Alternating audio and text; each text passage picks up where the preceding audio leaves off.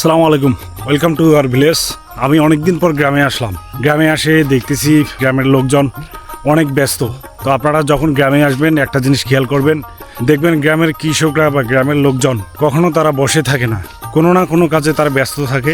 তেমনি আমিও আজকে এসে দেখলাম আজকে কোনো লোককে বসে থাকা দেখলাম না, তারা কোনো না কোনো কাজ নিয়ে ব্যস্ত আছে।